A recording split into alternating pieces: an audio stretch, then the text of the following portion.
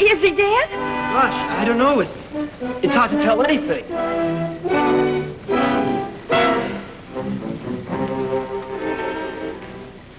Gee, I better stay here. Go call the cops. Okay, Chuck.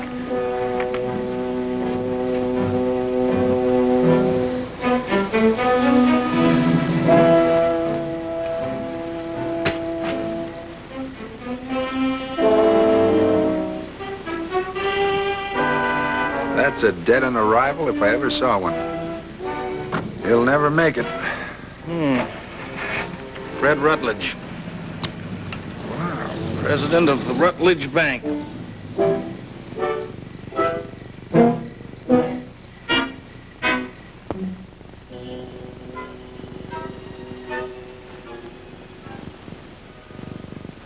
But you can't sit here all night, Mrs. Rutledge. Are you all right? What was that, Lieutenant? Maybe in the morning you can visit him in the hospital. Then he's alive? And he's a very lucky man. If those two youngsters hadn't have found him when they did, he wouldn't have had much of a chance. Concussion and a couple of broken legs, stiff price to pay for such a needless accident. But the doc says he'll be all right. Can he talk? I mean, has he said anything? Why do you ask that? Because if Fred had a chance to say something, he'd tell you what really happened. The truth. And what would that be? I tried to kill my husband tonight. I was riding in the car with him. When I left him on the road, I thought he was dead. You can see I'm all dressed. I only got back a few minutes ago. I was running and walking, but there was no place for me to go. Only back here. If you want to pack some things, Mrs. Rutledge, I'll wait. Just my purse, Lieutenant. Daphne! What is it? Who is this man? This is Lieutenant Whitlow from police headquarters. But I don't understand. Where's Freddie? Freddie's at the Bayside Receiving Hospital. Hospital? But he's going to be all right. But I don't understand. You and he went for a drive together. If there was an accident, I'll go and get dressed. Mrs. Rutledge, I'm not going to the hospital. The lieutenant is taking me to jail. Jail? Yes. I tried to kill Fred tonight. Why? You'd never understand. Not in a million years.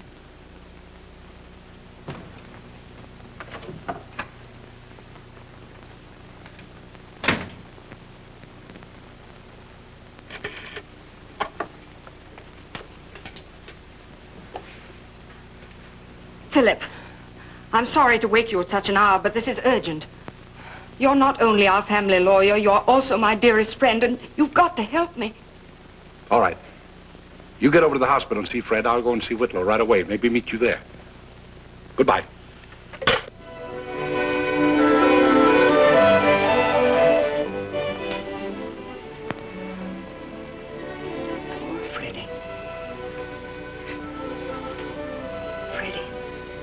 Freddie, dear.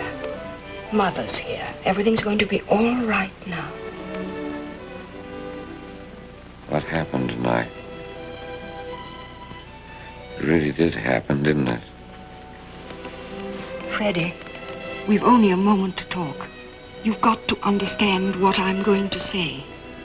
I hardly knew her face. Wasn't Daphne at all. Son, I know you're confused now. But try to remember this one thing. Say nothing to reporters, not even the police. Understand? Do you? We've got to think of the future. We can't let her spoil that, too. And that's what'll happen if there's a scandal. Philip has promised to help us. Good night, Freddie.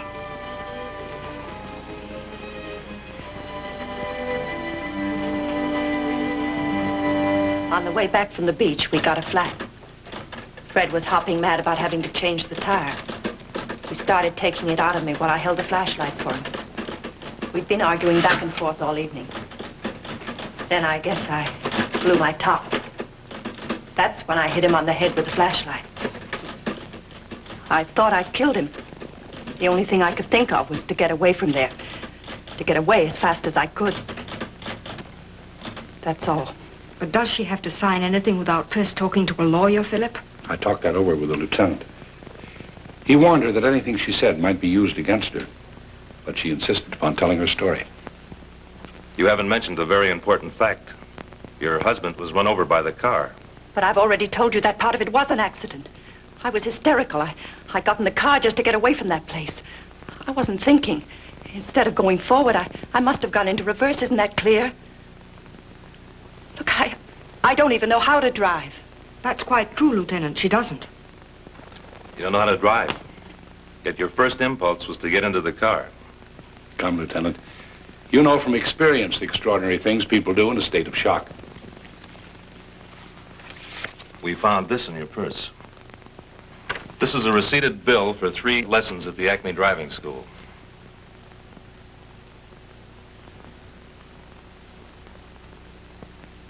Oh, I know what you're all thinking, but I tell you, I don't know how to drive. Don't you see, I tried to get Fred to teach me, but he wouldn't. I thought if I could show him how easy it was for me, he'd trust me with the car. I swear that's the only reason I took those lessons. I'll never confess I meant to run him over because I didn't.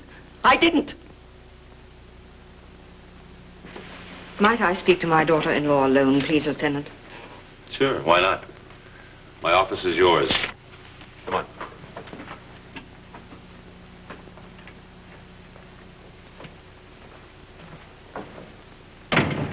Daphne, you're not going to sign any confession.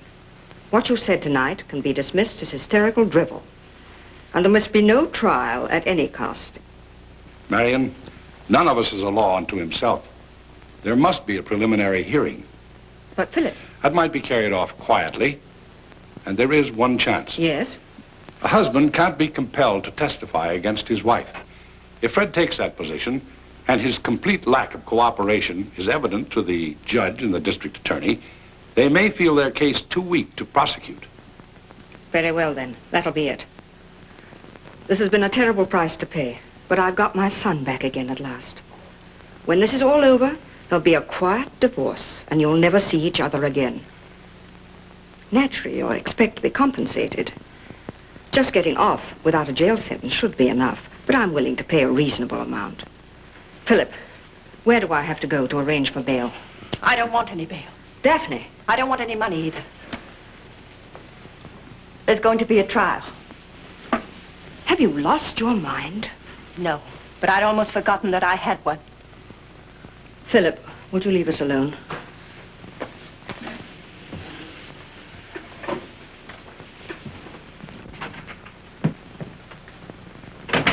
Now, what are these histrionics supposed to mean? Are you holding me up for more money? Do you think that any amount of money could make up for what you've done to Fred and me? What I've done? Are you kidding? You never bargained for anything like this, but you did everything you could to break up our marriage. You think you've got him back now, don't you? And you think that I'm so used to crawling that I'll go right on doing it. Well, you're mistaken. But I do know that I'm through doing what's expected of me just to please you and Fred. Maybe I was just a common waitress, but I know that being in love is just like anything else in life. If you're going to latch on to that love, you can't go around begging for it. You dare to talk of love? Yeah, it must sound funny to you. But you know what's even funnier? I do love him. I've loved him from the very day when he proposed to me. And still I turned him down. Yes, I believe just like you, Mrs. Rutledge, that this marriage would never work. Then why did you marry him? I'll tell you why. You've read those corny romantic novels where men get down on their knees to propose to the women they love? Well, Fred got down on his knees, too. And all he could do was cry. I couldn't hold out against that. He was so unhappy, and I knew what was eating him. He was sick to death of dangling on your apron strings. He wanted a woman who'd look up to him as a grown man with a mind of his own. I was never against his getting married, but as someone he could respect. You made up your mind I wasn't good enough for him, and you made good and sure in 1,000 little ways that he thought so, too. I see. So now you're going through with this trial, just to get back at me. Oh, how you must hate me. That's not it. If you think playing a martyr's role is going to make Fred take pity on you, you're mistaken. No man could forgive what you did. Pity, forgiveness. I want much more than that. You what? 5 years ago, I thought I saw a spark of manhood in your son. Now I've got to prove to myself that I didn't waste those years just kidding myself. I've committed a crime. I don't want it shushed up. I want it brought right out in the open. I want Fred to face it with me in the open. Then judge me for what I've done. What do you expect him to say? What's honestly in his heart. Judge, juries, lawyers, even you just don't know what's gone on between Fred and me. None of you is in a position to judge. Only he is. That's the way it's going to be. Now, please get out. Leave me alone. My son will judge you for what you are. No better than a murderess.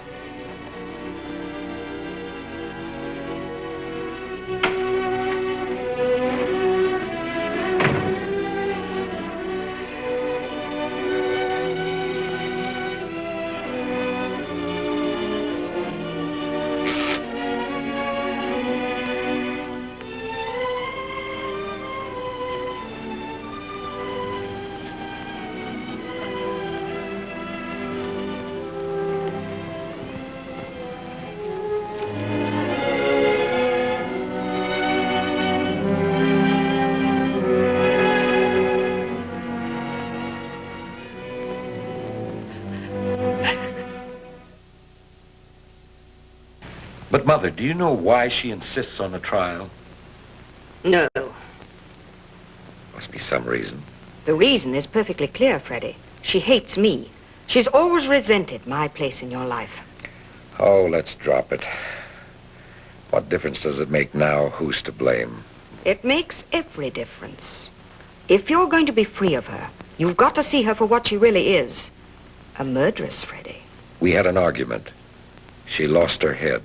Daphne wasn't hysterical when she ran over you with the car. She did it deliberately, to make it look like an accident. But that's impossible. She doesn't even know how to drive. Lieutenant Whitlow found a receipt in her pocketbook for driving lessons taken behind your back. Is that true? Yes.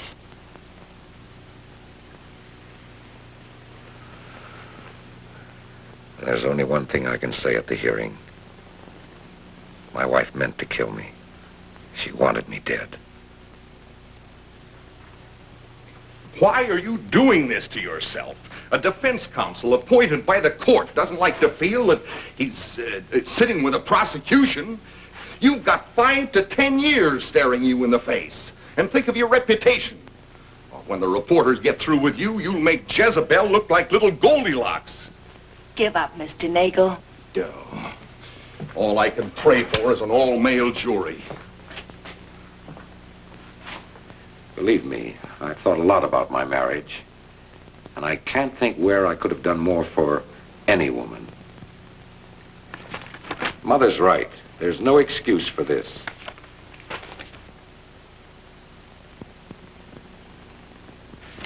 You know, it's an old chestnut, Fred, that it takes two to make a marriage. The less hackneyed truth is that it often takes two to make a murder. But you know what happened that night. Yes, and I still want you to think over what I just said. It takes two. You don't sound like our good friend and advisor, Philip. You sound more like Daphne's lawyer. Well, I guess what I really am is a man who sees this whole thing from a most uncomfortable vantage point. You know I'm in love with your mother. And I have to admit that the thing that has kept us apart, her almost fanatical attachment to you, is the very thing that's come between you and Daphne. Now, I'm not going to let you make Mother the villain of this piece. That's our dilemma, Fred. There are no villains in this piece. Just human beings caught in the net of circumstances.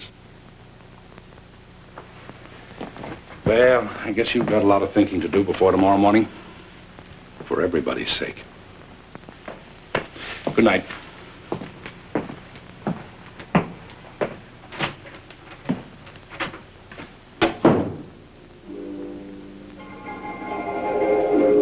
So many things to think about. I can't remember when I had such a good time. You know, the company dance gets better and better every year. Of course, being the president's wife might have something to do with it. Oh, I wish you could have heard the wonderful things people were saying about you, darling. I was so proud of you. Thought I was pretty sensational myself, you know. Notice the way the boys kept cutting in on me while I was dancing?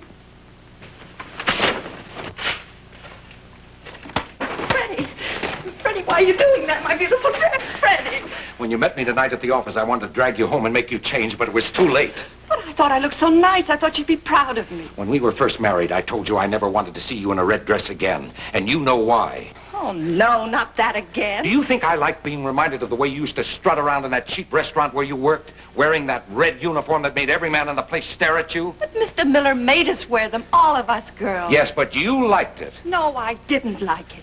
Why do you always think the worst of me? Why do you keep digging back and spoiling things when there's no reason? No reason. What is that crack supposed to mean? Tonight, every other dance, you were in young Riley's arms. The shipping clerk and my wife. When Mother mentioned it, she said not to make an issue of it, but I could see how embarrassed she was. Oh, but listen, Freddie, he was just a wonderful dancer. I was having a good time, that's all. That's no sin. Oh, I don't get it. Why do you have to think these things about me when you know I love you? I love you.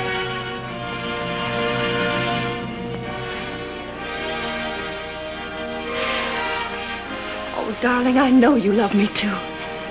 Someday, somehow, you won't be ashamed of it anymore. Then we'll really be happy. Happy? As we are now?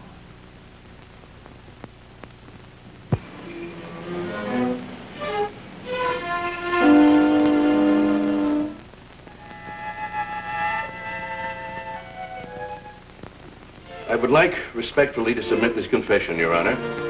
It was given freely and without coercion by the defendant. Thank you, Lieutenant. That'll be all.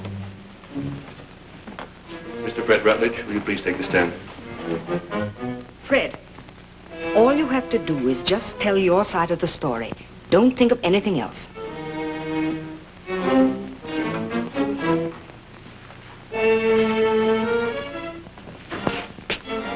Raise your right hand, please. You promise to tell the truth, the whole truth, and nothing but the truth to help you God. I do. Just a few moments, Mr. Haynes.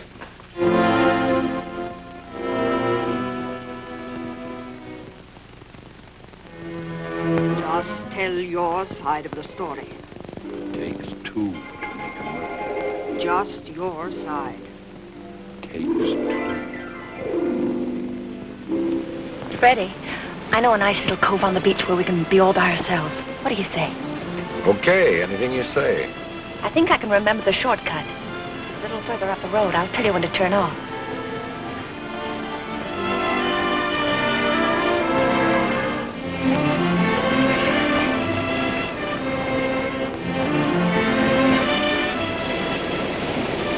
Come on, Freddie, let's go wading. The water's scrumptious.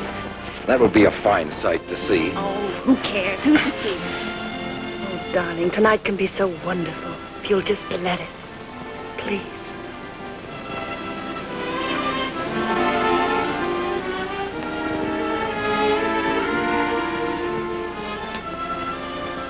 There can't be anything wrong when two people really love each other. If I could make you understand that we could be happy like this all the time. What is it? What's wrong? A man doesn't like visiting the scene of his wife's past. Freddie, How many times have you been here with someone else? you can't say things like that to me. Pick up your things. I'll wait for you in the car.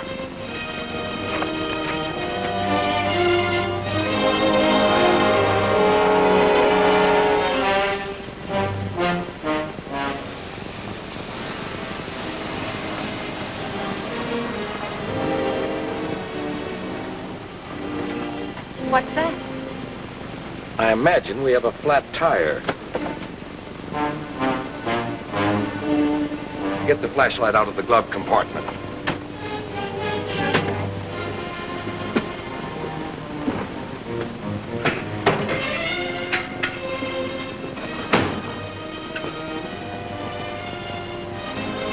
You certainly knew that shortcut to the beach, didn't you? Like the back of your hand. Sure, Fred. A crowd of us fellows and girls used to come down for beach parties, and you know. And I suppose each time with a different man. Don't say that to me, Fred. You don't know what it does to me. You're nothing but a common little... Shut up, you rotten, evil-minded dope. Mr. Rutledge. Fred. Didn't you hear? The judge is ready to proceed. What? Could we have a few moments of recess? I don't feel very well. Your Honor, this is Mr. Rutledge's first day out of the hospital. He'd like a few minutes to rest before we begin questioning. There'll be a 10-minute recess.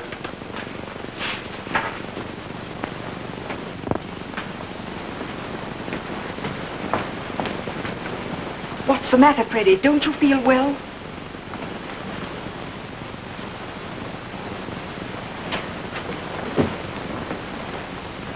I've had a chance to do a lot of thinking, Daphne. And I got everything straight. All except one thing. Why did you run me over? I didn't intend to, Fred. When you fell down, I thought I'd killed you. I was half crazy with fear. I wanted to run away. I jumped into the car. I got into reverse by mistake and ran over your legs. But the driving lessons you took. If you'd ever given in and taught me how to drive, I wanted to appear smart and clever in your eyes. I know it sounds childish, but it was important to me. Fred, she's lying. No, she's telling the truth. You're still sick. You don't know what you're saying. I drove Daphne to what she did. She couldn't help herself. That's what you wanted me to say, isn't it? Yes, honey. Nothing could make me testify against my wife. Mr. Rutledge, I'm not compelled to do so by law, but if I were, I'd tell exactly why she had to do what she did. She just got awfully tired, that's all. Tired to death of being forgiven 365 days of the year. you better try and see the judge in his chambers before he comes out. That's your service, Mr. Haynes. And that's Mr. Rutledge's position, Your Honor. It's obvious the state wouldn't have much of a case in court. What about the charge of assault with a flashlight? The state's willing to drop that charge. All right, gentlemen, let's go in.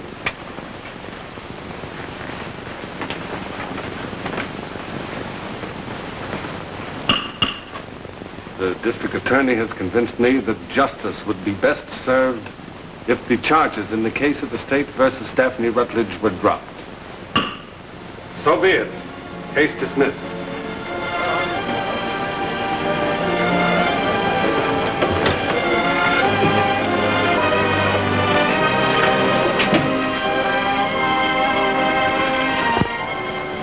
I've got a lot to make up for, Mother. I've been married 5 years without knowing the meaning of love. I do now. There's room in your life for both of us. Somehow I don't think it'll take you too long to realize that that's the way it should be. Goodbye, Mother.